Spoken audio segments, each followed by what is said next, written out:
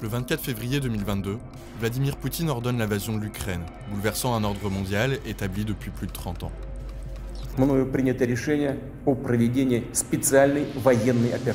Pourtant, au-delà des discours officiels et des manœuvres militaires, c'est le quotidien des Ukrainiens qui bascule. Comment un peuple, déjà marqué par des années de conflits, s'est-il préparé à affronter l'une des plus grandes armées du monde? En janvier, alors que les États-Unis sonnent l'alarme sur une menace imminente, de nombreux Ukrainiens continuent de douter. La guerre, pour beaucoup, semble encore irréelle. Mais certains ressentent son approche avec une intensité croissante. Я, як людина віруюча, як служитель церкви Христової, я все-таки був дуже вірив, що війни не буде. Так я відчувала, що підкрадається велика війна. Я розумів, що за декілька годин відбудеться пряме, повномасштабне вторгнення. Я прийняв рішення, що треба йти захистити свою країну. І було зрозуміло, що ми дамо відсіч, тому що вони зробили величезну помилку. Якби вони в перший день запустили всі свої сили з одного напрямку, нам було б набагато важче.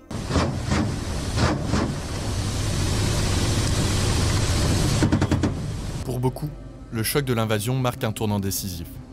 La Russie, sûre d'une victoire rapide, commet des erreurs stratégiques qui permettent à l'Ukraine de mobiliser ses forces et de s'organiser.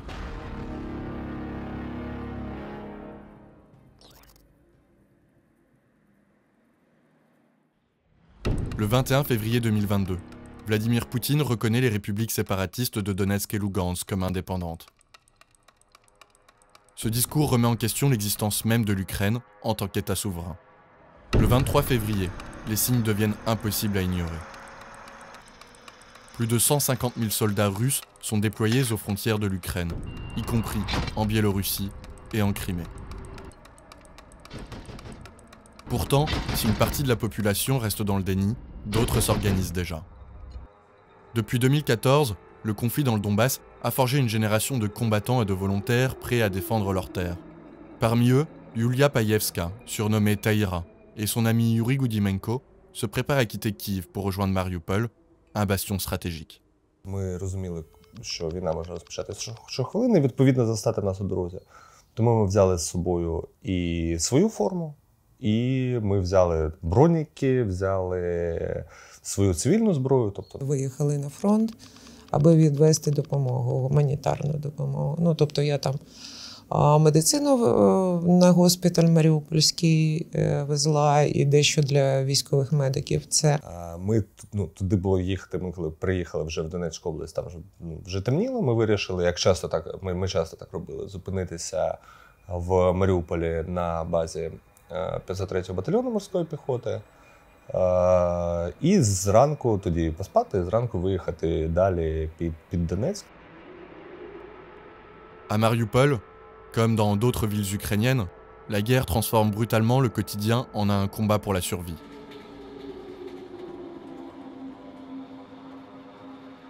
À Kharkiv, situé près de la frontière russe, le père Vassili est réveillé par le bruit des bombardements. Десь половина п'ятої зранку, 24 лютого 2022 року, я зрозумів, що почалась війна. Тому що я мешкаю в пригороді міста Харкова, якраз в цьому районі, який ближче до границі з Білгородщиною, звідки почався напад росіян на Харківщину. І половина п'ятої, десь біля п'ятої, це була ніч, ми почули відлуння артилерійських залпів. І я зрозумів, що почалася війна.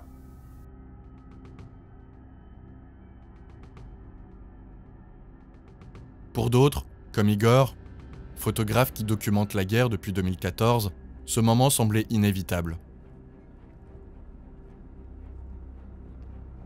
24 лютого минулого року для мене був звичайний робочий день. Я збирався на роботу в Київ.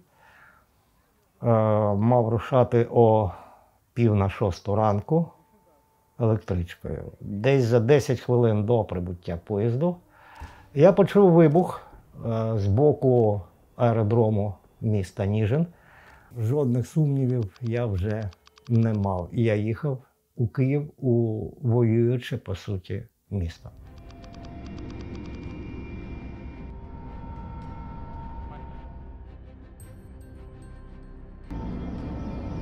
Le 24 février 2022, Vladimir Poutine annonce le lancement d'une opération militaire spéciale.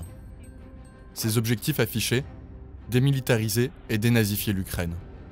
Mais derrière cette rhétorique, une stratégie bien définie se met en place.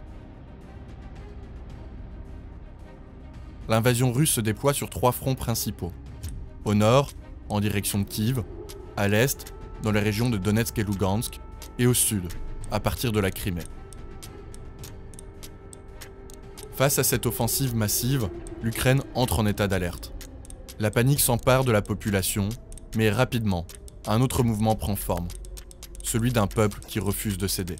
Перші дії були, я сіла в машину, поїхала в госпіталь Маріупольський і запропонувала, віддала все, що я їм привезла, і запропонувала, чи я можу чимось допомогти. Коли почалась війна, ми розрушені будинки почалися на, знаєте, такому відомому районі міста Харкова, як Північна Салтівка. Весь світ облетіло.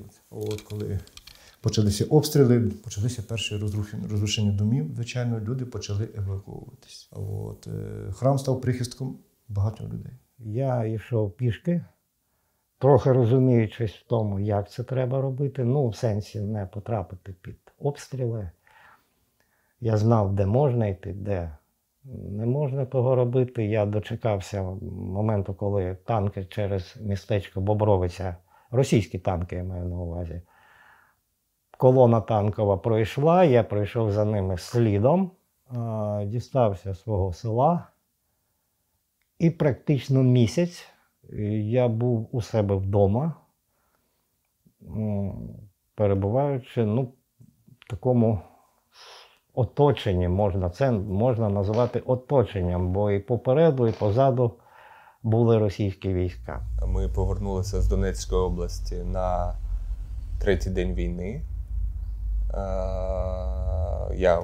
У мене був контракт з Київським батальйоном територіальної оборони, він тут формувався. Я прибув до нього з дозволу командира 503-го батальйону морської піхоти. Він, на жаль, загинув тоді через місяць. Я прибув сюди. Внаслідок деяких причин мене перевели до саперної роти. І разом з саперами ми захищали Київ. Потім я в складі зведеної групи воював в Ірпені на межі з Бучею біля ТРЦ «Жираф».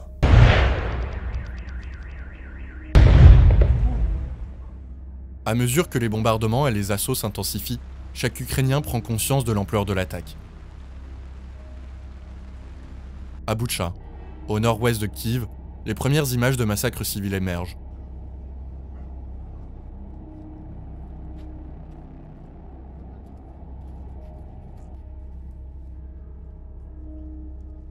Simultanément, des bénévoles détruisent des ponts stratégiques pour ralentir l'avancée des colonnes de chars russes. Les massacres dévoilent une autre facette de cette guerre, l'horreur qui accompagne chaque conquête. Alors que les forces russes avancent, leurs objectifs militaires se dessinent. Війти в Київ, щоб їм кидали квіти під ноги, захопити Харків і Харківську область, захопити повністю Донецьку і Луганську область, пробити коридор з Крима через Херсонську і Запорізьку область на Маріуполі до Донецька, і в інший бік через Миколаїв і Одесу на Придністров'я, таким чином відрізавши Україну від моря і захопивши всі регіони, які вважалися більш проросійськими. Très vite, un état d'urgence est adopté. Dans tout le pays, des milliers de volontaires affluent pour rejoindre les forces armées, transformant une population en une armée citoyenne, prête à défendre chaque kilomètre de son territoire. Так, були черги перед військкоматами, були черги величезні черги перед місцями, де роздавали зброю. Це було не в усіх містах, але в багатьох. В наш, наприклад, підрозділ дуже багато людей прийшло просто по знайомим, тому що хтось вже там, він телефонує іншому, каже, сюди можна прийти, тут можна отримати зброю, тут можна воювати. Приходить його товариш, тягне за собою ще нових товаришів. І це виглядало, це була абсолютно така цепочка. Були створені необхідні правові, скажімо так, механізми для мобілізації. Безумовно, що було багато таких ініціатив, які не мали правового підґрунтя щодо роздачі зброї і все таке інше, але, на мій погляд, все це було виправдано.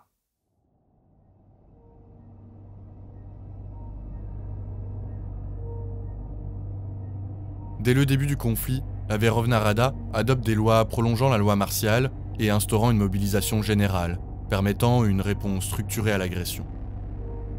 Cependant, ce sont les soldats et les civils ukrainiens qui, sur le terrain, font face à une réalité brutale.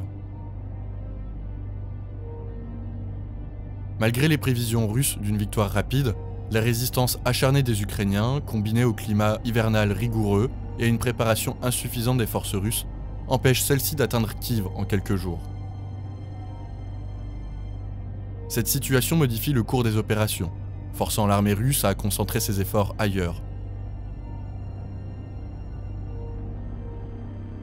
Le 2 mars, une roquette frappe le bâtiment du service de sécurité de l'Ukraine, à Kharkiv, endommageant également l'église des Saintes Femmes Porteuses de Mire, où le père Vassili célébrait la messe.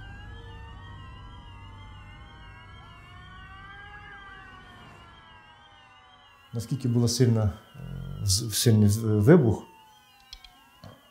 що в храмі навіть на дрібні частинки розлітались великі металеві підсвічники, двері відкривались, як ламались, як сірники, а металопластикові вікна, які зроблені були якісно, і це не витримували.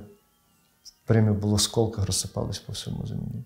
Пошкоджені були купола і тому подобне, але дякувати Богові, що ніхто не пострадав. Якраз я пам'ятаю, що в цей день зранку не було снігу, а вечором пішов вже сніг. І сильно переживалось, тому що було винесено більше 50 вікон великих. І все, знаєте, вітер гуляє, а через 2 дні прийшов страшний циклон, який приніс мінус 18 градусів. Це були одні страшні моменти, такі, знаєте, іспитання. Parmi les forces déployées dans la région de Kharkiv se trouve Yuri, alors commandant au sein du 130e bataillon de défense territoriale. Il se retrouve alors pris d'assaut par les Russes. Спочатку ми там працювали з нацгвардійцями, які були трошки перелякані, потім почали витягувати поранених. Під час відтягування поранених прилетіла міна, 120-та міна з міномета. Вбила одного з моєї групи і важко поранила мене. Мій товариш мене витягнув. Нам допоміг накласти турнікети, дотягнув до евакуації, при тому, що він був, м'яко кажучи, не найкращому стані через те, що загиблий від тієї ж міни. Це був його рідний брат старший. Спочатку мене там ще декількох поранених мали евакуювати на Т-чику, Т4, мікроавтобус. Цей мікроавтобус потрапив в воронку, по нам почали прицільно працювати, обстрілювати цей Т-чик. На прощання пікапу росіяни знесли одне з колес наглухо, і пікапчик на 3 колесах по дорозі життя повіз нас до стаб-пункту на Дергачі і так далі. Один з уламків потрапив прямо в коліно, снайперське, пряме влучання. Відповідно, стояв апарат зовнішньої фіксації. Це такі залізяки, які вкручуються в кістки і не дають нозі згинатись, і вона досі в мене не згинається повністю. Да? Тобто, так я не можу зробити, це максимум. По руці один з уламків зайшов в легені, знищив пару ребер, пробив легені і прибив нерви в плечовому сплетенні. Це найбільша проблема, тому що частину, 2 з 5 нервів поновили, прокинули, а 3 вже там ніяк не можуть поновити. Відповідно, рука, в принципі, нижче ліктя толком не працює, тому що нерви не можуть передавати сигнали з мозку, і фактично це зараз ніяк не можна виправити.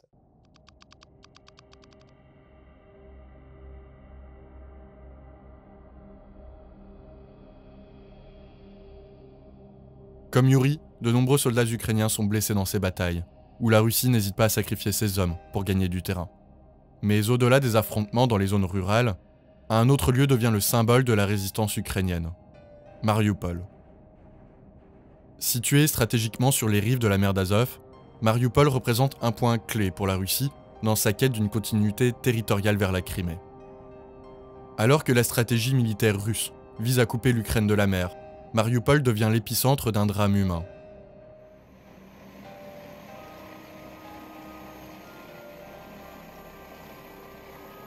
La ville est assiégée et chaque frappe aérienne transforme la vie des habitants en une lutte désespérée pour la survie. Дуже важко писати, звісно.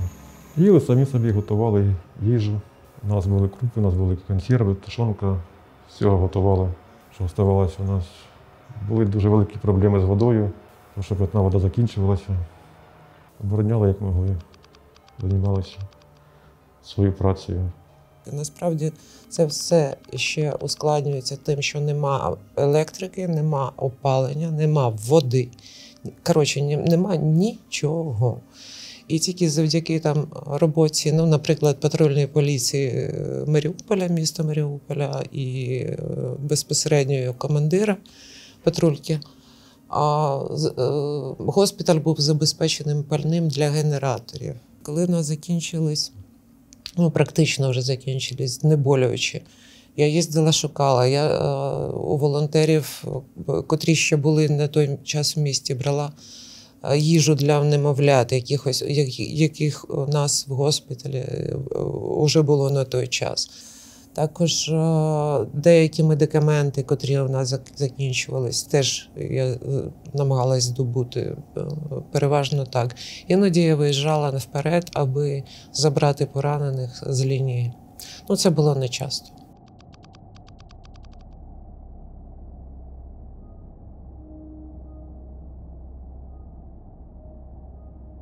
La ville est coupée du monde extérieur, rendant les communications presque impossibles.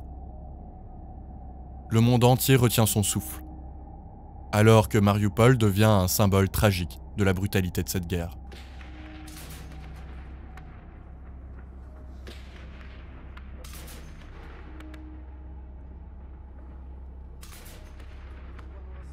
Le 17 mars, Taïra et son chauffeur sont capturés par les forces russes.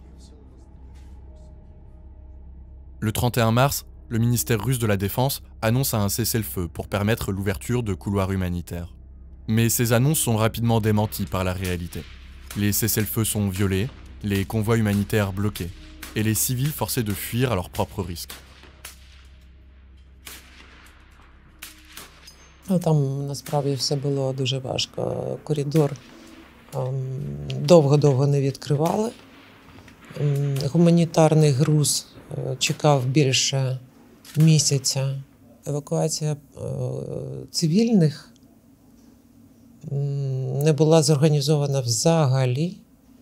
Коли відкрили коридор, люди їхали на свій страх і ризик. Багато хто загинули, мес повний. Ну, інформації нема, електрики нема. І це все переходить, вся інформація, яка до тебе доходить, переходить в розряд. Одна баба сказала, ну, тобто, чуток. Місцеві жителі були абсолютно розгублені, і багато хто намагався виїхати на свій розсуд і попадали під вогонь російських солдатів.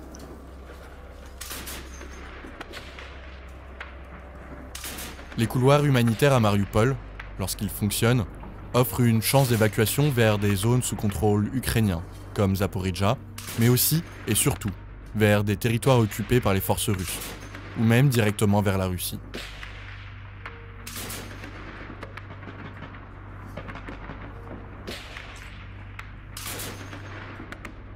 Pendant que Taïra endure sa captivité, Mariupol continue de résister grâce à la détermination sans faille des défenseurs retranchés de l'usine d'Azovstal. Ce complexe industriel, transformé en forteresse de la dernière chance, devient le symbole de la lutte ukrainienne face à l'envahisseur. Oleksandr, comme tant d'autres, se bat jusqu'au bout dans cet enfer. Après 86 jours de résistance acharnée, Volodymyr Zelensky donne l'ordre de cesser le combat. Les soldats, exténués, se rendent alors aux forces ennemies. Це десь було числа десь 12 травня, мабуть, десь так, в цих числах. Він сказав, що ми будемо здаватися, що десь 3-4 місяці ми будемо в полоні, а потім нас звільнять. Такі умови були. Наша партія вийшла з Азовсталі. Нас всіх повезли в Єленовку, а 15 червня нас повезли в місто Свердловськ Луганської області в колонію 38, де я там пробув до березня цього року. Казало 3-4 місяці, а вийшло 10 місяців. Жодного зв'язку з зовнішнім світом. Ніхто не знав, де я знаходжусь. Я не мала жодної інформації про те, що відбувається. Тобто, ну, це жахливо. Кількох людей забили до смерті. Утримання просто катастрофічні. Тільки про сім'ю думали. Надіялись на чудо, що нас швидше поміняють.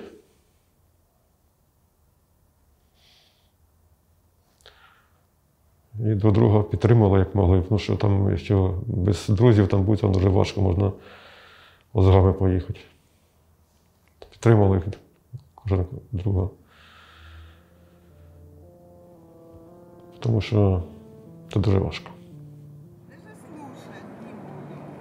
Дома не надо мне ни фактов, не надо ни... Après finalement 3 mois de captivité pour Tahira et 10 mois pour Alexandre, les échanges de prisonniers entre l'Ukraine et la Russie s'organisent enfin. Ces processus, souvent longs et complexes, suscitent autant d'espoir que d'angoisse, tant pour les détenus que pour leurs familles. Ні, ніхто нічого не предупреждав. Просто нас ввечері пошикували. Наглядач в списку читав прізвища, сказав на 3 хвилини часу зібратися, шикуйтеся за бараком, на центральній дорогі. Нас погрузили, нам зав'язали очі, зв'язали нам руки, завели нас в вантажну машину, сиділи ми на підлозі.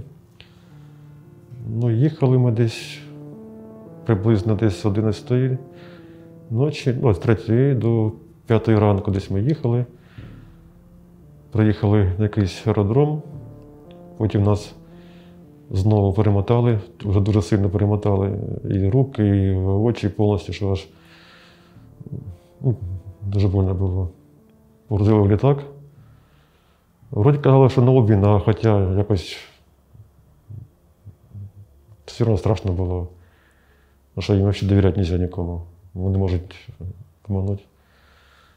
З літака нас в автобуси і вже нас повезли на пункт пропуску. Коли вже нас пункт пропуском розв'язали, і зайшов, на пункті пропуску зайшов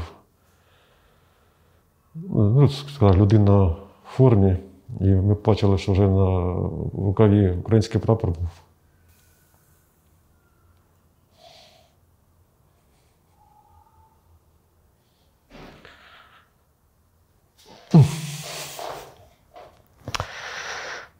Поняли, що вже ми вдома.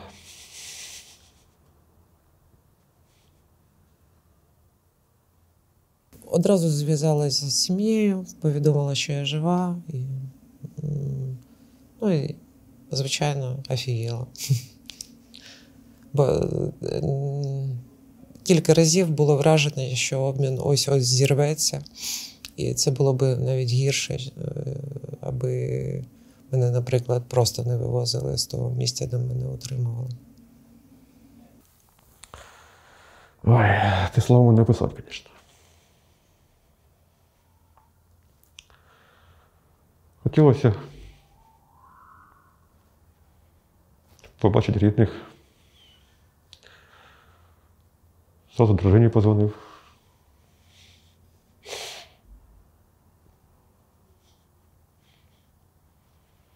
З донькою поспілкувався.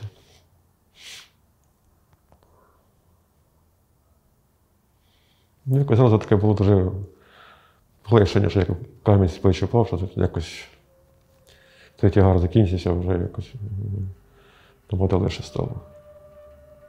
Що вдома і з дома.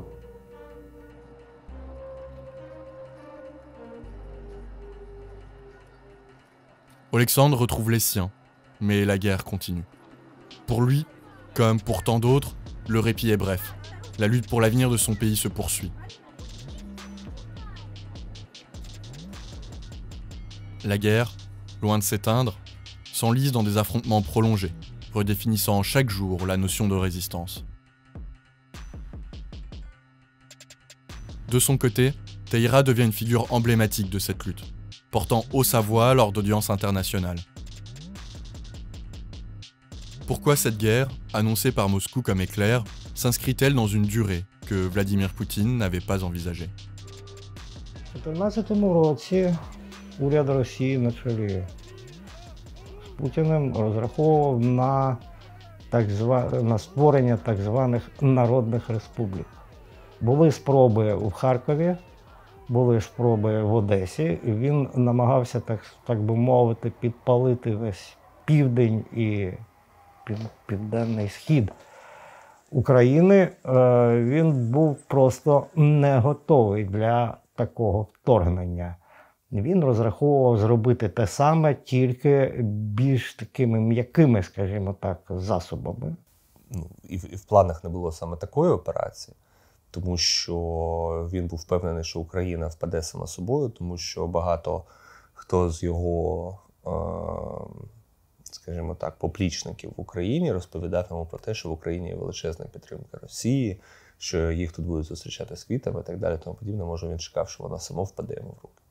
Але якщо б це сталося саме тоді, було б дуже важко, тому що армія була дуже слабкою. Зараз ми набагато сильніші.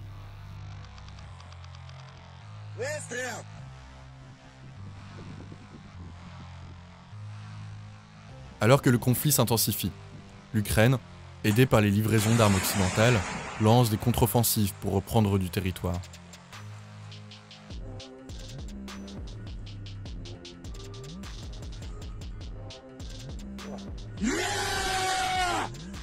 La région de Kharkiv devient un objectif clé en raison de sa proximité avec la Russie et de son importance stratégique. Parallèlement, une traque aux collaborateurs commence, touchant ceux accusés de collusion avec les forces russes. Ви знаєте, була така історія. Першим селом, одним із перших сіл, яке було звільнено Харківську область, була Руська Лозова, село дуже відоме. Священник, який там служив в церкві, він залишився з людьми, він не виїхав. Ну, як можна покинути паству? Так, як я зробив, як і більшість духовенства нашої церкви залишилося з людьми. Звичайно, спершу його допитували, знаєте, знущалися росіяни, російські окупанти. А потім, коли село освободили, наші почали Служби безпеки теж свого роду допитувати і тому подобне. Це було дуже прикро, це було дуже боляче. Я просто знав цього священника, з ним спілкувався. Наскільки, кажу, було боляче за те, що підтримуючи свій народ під час війни, ти потім становишся теж в лиці звинувачених.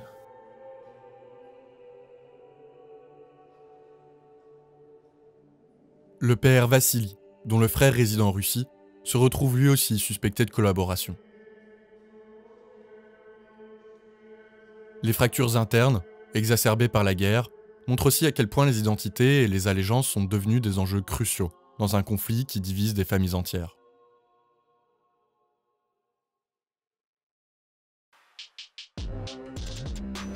La guerre en Ukraine ne se limite pas à ses frontières. La Russie a tenté d'établir un corridor terrestre jusqu'à la Transnistrie, en contournant Odessa. La Transnistrie est un maillon clé de la stratégie russe pour étendre son influence en Europe de l'Est. En avril 2022, des incidents, comme des explosions et des attaques sur des infrastructures, ont renforcé les tensions dans la région. Vladimir Yastrevchak, ancien ministre des Affaires étrangères de la Transnistrie, est un acteur clé de cette dynamique. Pendant son mandat, il a renforcé les liens avec Moscou, reflétant les aspirations d'une partie de la population transnistrienne. Mais ses habitants attendaient-ils réellement les troupes russes lors de l'invasion de l'Ukraine? Maybe so, we can't exclude such situation. But you see, people here are realists and they understand that, it could bring just to some extent additional clashes on both of the sides. As in Ukraine, the same from the Republic of Moldova, I mean the sides of our border. We want us to be understood by our neighbors. We do not create any challenges to anyone. We do not create any risks and threats to our neighbors, and we really want it to be also estimated by our neighbors. As for the expectations, I'm absolutely sure that quite the same expectations were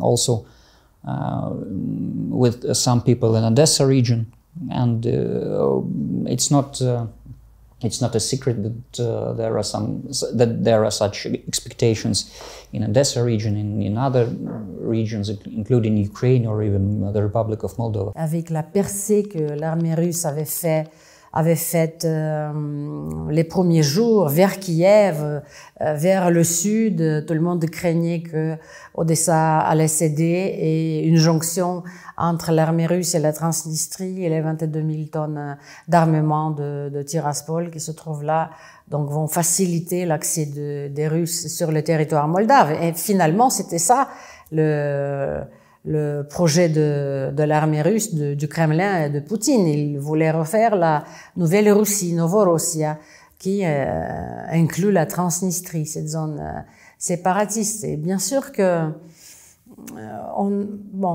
je risque de ne pas être très indulgente avec mes compatriotes, mais on ne peut pas comparer les Ukrainiens avec les citoyens moldaves.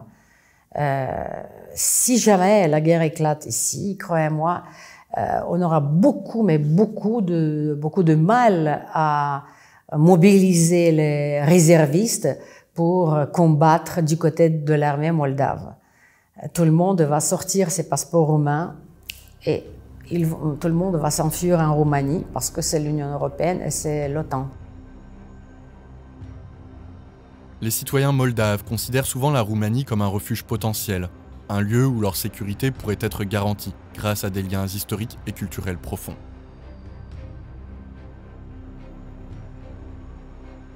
De la même manière, de nombreux Ukrainiens rêvent d'un avenir ancré dans l'Union européenne et l'organisation du traité de l'Atlantique Nord, espérant ainsi assurer leur sécurité nationale. Depuis son indépendance en 1991, l'Ukraine a fait de l'intégration européenne et de l'adhésion à l'OTAN des objectifs stratégiques fondamentaux. Ces ambitions, longtemps perçues comme lointaines, ont pris une urgence nouvelle après l'annexion de la Crimée par la Russie en 2014 et le déclenchement du conflit dans le Donbass. En juin 2024, l'Union européenne a marqué un tournant historique en entamant des négociations officielles d'adhésion avec l'Ukraine, symbolisant une volonté commune de rapprochement. Pourtant, cette avancée soulève une question brûlante. Après des années de guerre, les Ukrainiens peuvent-ils enfin trouver leur place au sein de l'Union européenne et de l'OTAN? А вже ж. Це навіть не питання. Наше місце в Європейському Союзі, ми є частиною Європи історично. І за всією логікою. І я думаю, що так само наше місце в НАТО, яке ми зараз можемо лише підсилити, тому що переважна більшість країн НАТО, на жаль, або на щастя, не мають того досвіду, який є в українській армії, досвід повномасштабної війни з серйозним системним противником. І цей досвід необхіден будь-якому військовому союзу. Путін приєднав конституційним шляхом, в лапках, 4 регіони України. Вони вписані в Конституцію Росії. Механізму видалення цих регіонів з Конституції Росії не існує.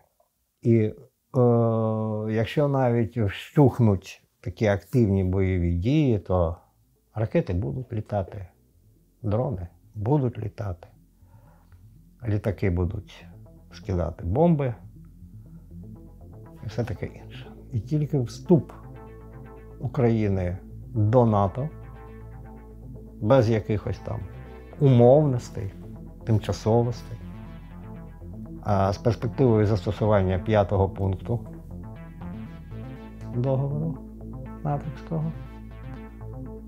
Це єдине, що може стати запорукою для України. Водночас розбудова власної армії, власного військово-промислового комплексу, таке інше.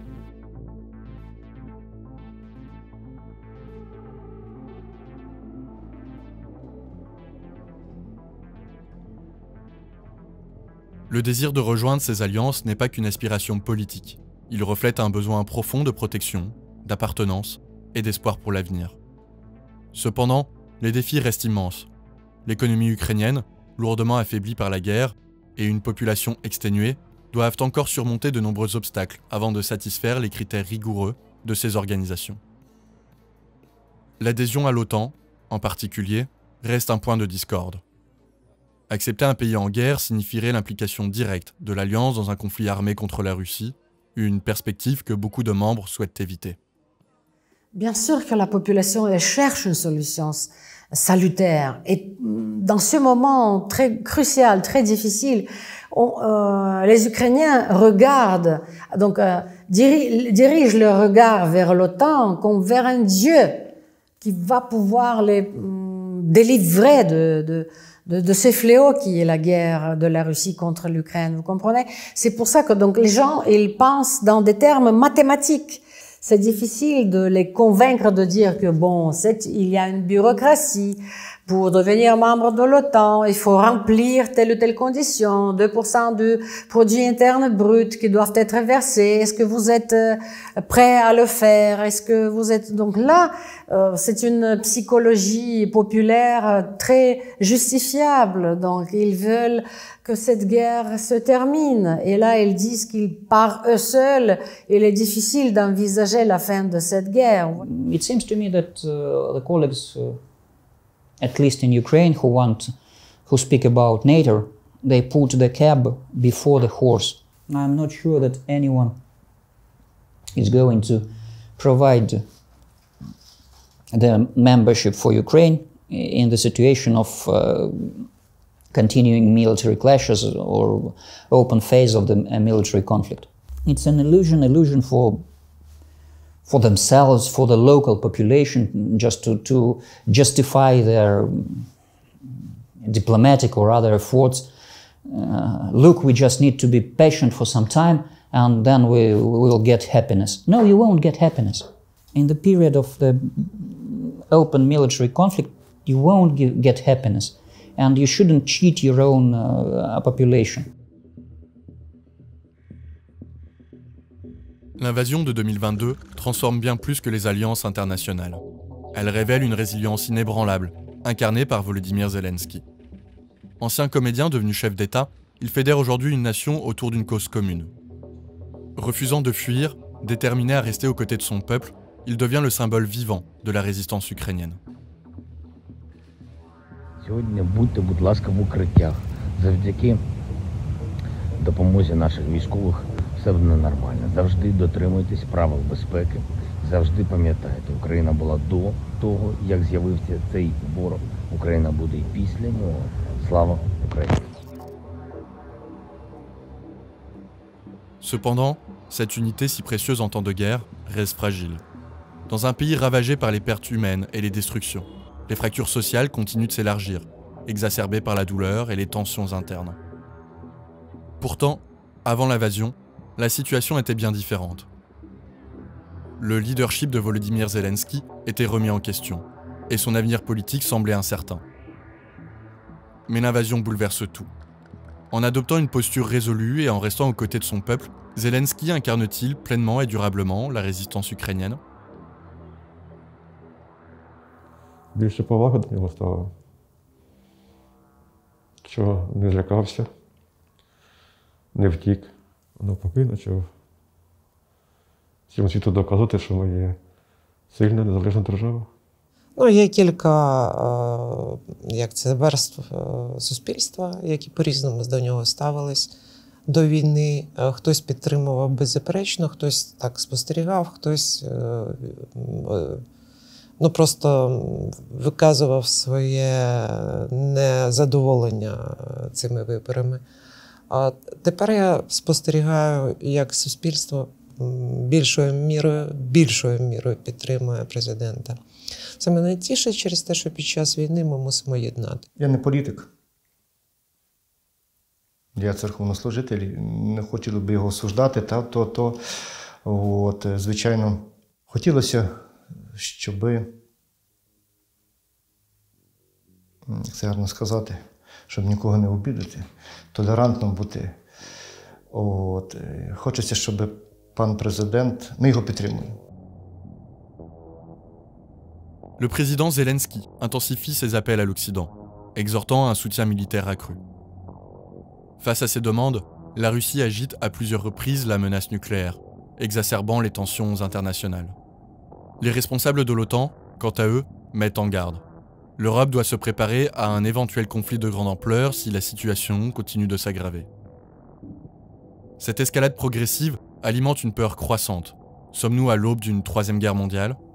Це, звичайно, що вона важлива. Тобто вона можлива цілком. Це не факт, що вона почнеться саме з України, хоча це було б за історичною логікою дуже зрозуміло, тому що світові війни завжди починалися зі слов'янських країн.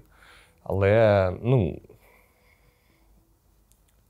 ми маємо всі зрозуміти дуже просту штуку, що в житті можливо абсолютно все.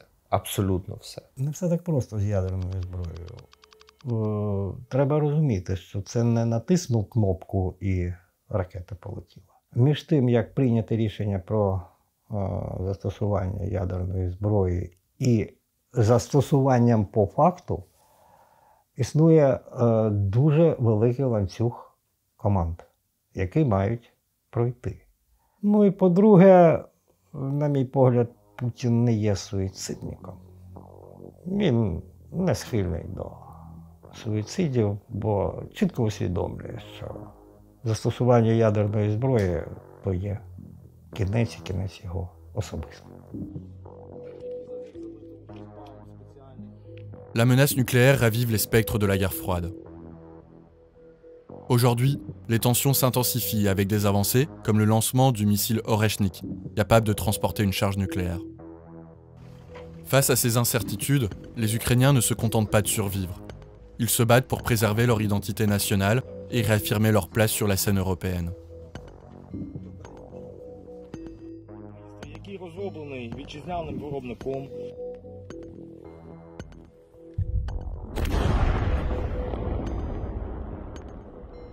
L'Ukraine est le seul pays qui fait la guerre contre la Russie. Dites-moi quel est le pays membre de l'OTAN qui a fait la guerre contre la Russie? Aucun. Oublions la Seconde Guerre mondiale, je crois qu'avec la guerre de la Russie contre l'Ukraine, c'est déjà une autre mémoire des guerres qui s'installe. Avec cette guerre, je crois que la nation ukrainienne vraiment s'est affirmée comme une nation européenne très très puissante, avec beaucoup de dignité. Et surtout après cette guerre, je crois que l'Ukraine va pouvoir se transformer dans un pays puissant de point de vue économique, mais également de point de vue de la légitimité, un pays très très bien axé et formé sur ce que signifie la sécurité et le combat. Pour l'Ukraine, ce conflit redessine les contours de la mémoire collective. Mais jusqu'où cette guerre peut-elle réinventer la place de l'Ukraine dans le monde? Ces bouleversements posent aussi une question cruciale. Dans ce contexte de lutte pour la souveraineté, quelles sont les frontières de la victoire? Ідеальна перемога – це наші кордони до 2014 року. Тобто Крим і Донбас і Луганська область. І репарації, звичайно. Росія мусить відповісти за всі ці злочини, що вона принесла ці гроші, і юридична, і кримінальна відповідальність за все, що робиться на нашій землі прямо зараз. За всіх тих цивільних, які загинули під тортурами, і вся ця історія. Йдеться про те, чи бути Україні взагалі. Чи не бути?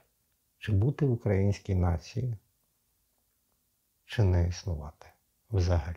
Тому у нас немає іншого варіанту. Або перемогти, або загинути. Дай Боже, щоб прийшов той мир. Це найзавітніше бажання всього українського народу і нашої церкви в тому числі. Молимося, щоб Господь якнайскоріше прислав мир, щоб не гинули люди. Щоб зберігалось, життя, бо я ще раз повторюю, життя – це найбільший, найцінніший дар Божий, який дає Бог людині. Я думаю, що прийде час, все рішиться. Але би тільки був настав мир. Les accords de cessez-le-feu, tels que Minsk I et Minsk II, avaient déjà tenté de poser les bases d'une désescalade en 2014 et 2015. Cependant, leur échec est devenu emblématique des tensions profondes entre l'Ukraine et la Russie, chaque camp accusant l'autre de ne pas les avoir respectés. Ces accords, bien qu'inaboutis, soulignent une question essentielle. Peut-il y avoir un dialogue sans concession, ou la paix nécessite-t-elle inévitablement une forme de compromis? Sooner or later, it seems to me that they would come to it. They would come to the necessity to cooperate, to communicate, because there are a lot of links, there are a lot of issues of mutual interest. But at the same time, we hear a lot of rhetorics, controversial rhetorics. If it is finally left aside, so it would be much easier and much better for these relations. But I think that they will have to find common language. La guerre en Ukraine inflige des pertes humaines et des souffrances indicibles, laissant des familles endeuillées et des communautés dévastées. Avant l'invasion, ce cimetière n'était qu'un terrain vierge. Aujourd'hui, des corps y sont enterrés tous les jours. Comment transformer ces sacrifices en fondation pour un avenir où la paix et la justice pourraient enfin coexister? У мене бабуся пережила Голодомор. І я завжди дивувався, як так сталося, що в домі постійно запаси їжі. Постійно. І вона постійно на нас сварилася, що ми щось там не доїдаємо чи їжу викидаємо. Да? Це її травма, травма її покоління. Травма моєго покоління, вона в тому, що в машині тепер завжди буде запас бензину, в будинку буде каністра, в мене буде генератор, всі заряджені батареї, у мене буде зброя. Так буде завжди, і я думаю, що мої онуки будуть дивитися на мене так само, як я в дитинстві на бабусю, але буде так. Не повторюйте помилок попередніх поколінь. Війна – це дикість, тим більше такого роду війна, яку ми маємо зараз тут. Я думаю, що це остання війна такого роду на планеті Земля. Головне вірити в життя, не здаватися, триматися і боротися. Німецький поет Гете сказав чудові слова. Пробачте, буде російською мовою. Лиш тот достоин чести и свободы, что каждый день за них идет на бой. Мусить бути прощення, розумієте, бо якщо не буде прощення, важко нам тоді буде жити і будувати майбутнє.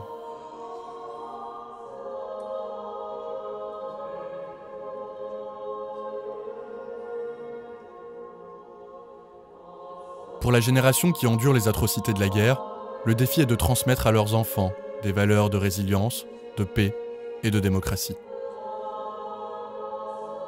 Cela implique de transformer la douleur en une détermination à construire une société plus juste et prospère, où les erreurs du passé ne se répéteront pas.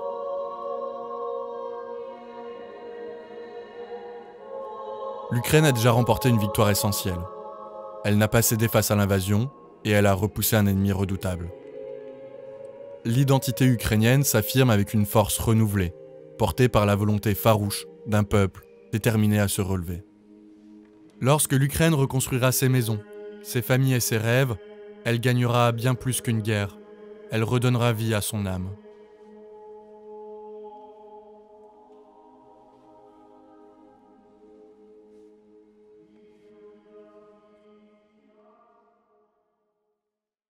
Завтра зранку ти відкриєш очі.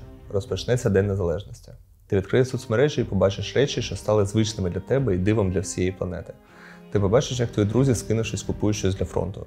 Або гуртом відбудовують чиюсь зруйновану вибухом домівку. Або рятують котиків зі згорілих селищ.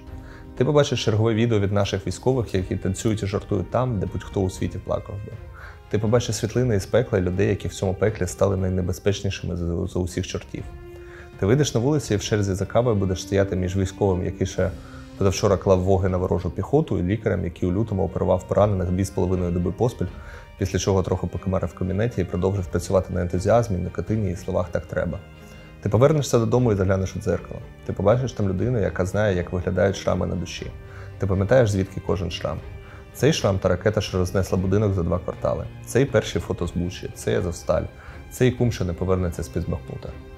Так виглядає незалежність. Вона не у віршах, не у співах, вона у діях, у вчинках людей.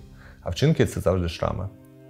Завтра зранку ти відкриєш очі. Розпочнеться День Незалежності. За 2 дні зранку ти відкриєш очі. Розпочнеться День Незалежності.